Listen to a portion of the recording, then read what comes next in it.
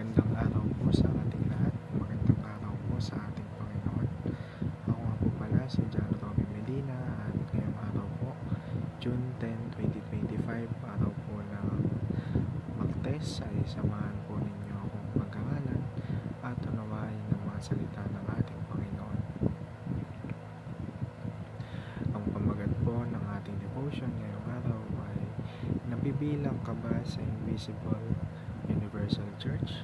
Invisible and Universal Church. At ang paksa po natin ay magmumula sa Matthew chapter 16 verse 18.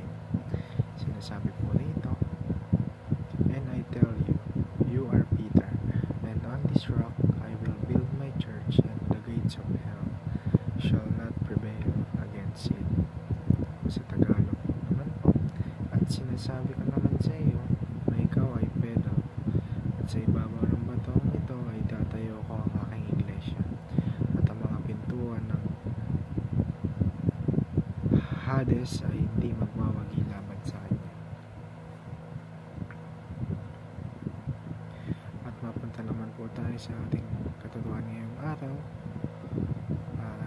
which is ang kinalaman sa the Invisible Universal True Church of God.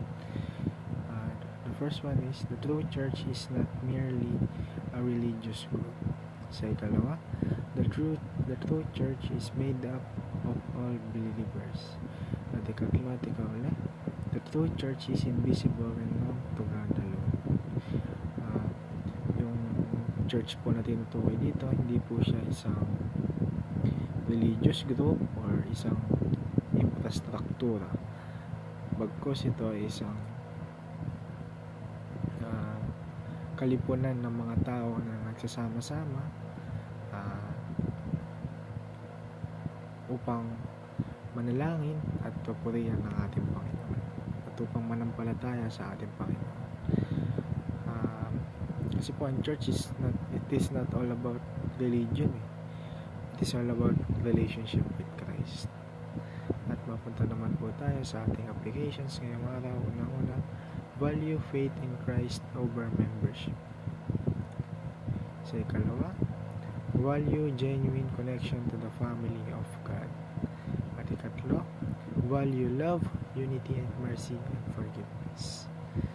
At yun lamang po para sa araw na to. At bago po tayo magtapos, ay samahan niyo po kasi isang maikling panalangin. Lord God, thank you for making me part of your invisible church, united with believers across the world and through all time. Help me to remember that my true identity is found in Christ and in the spiritual family you have created. Teach me to love others as you do and to seek unity in your body, even when differences arise. May I live faithfully as your child, reflecting your love and grace in all I do. In Christ's holy name I pray. Amen. Yun naman po. Maraming salamat po sa inyong pakikinig. God bless us all.